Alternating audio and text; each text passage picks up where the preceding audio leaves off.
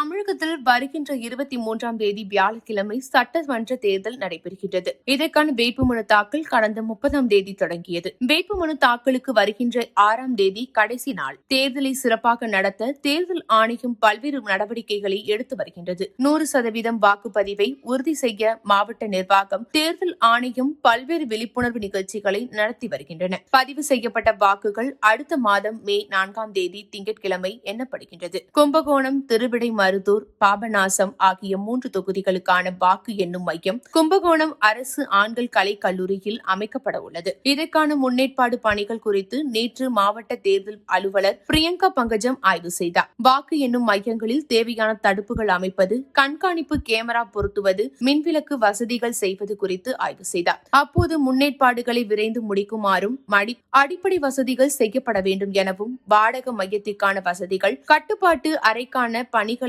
விரைந்து முடிக்குமாறும் சம்பந்தப்பட்ட அலுவலர்களுக்கு உத்தரவிட்டார். இந்த ஆய்வின் போது தேர்தல் நடத்தும் அலுவலர்கள் திருமலை சந்திரகுமார், ரவிச்சந்திரன், தாசில்தார்கள் பூங்கொடி, சாந்த மீனா, சந்தனவேல், துணை தாசில்தார்கள் கிருபாராணி, பிரபு, ராகவேந்திர பிரவீன் மற்றும் அதிகாரிகள் உடனிருந்தனர்.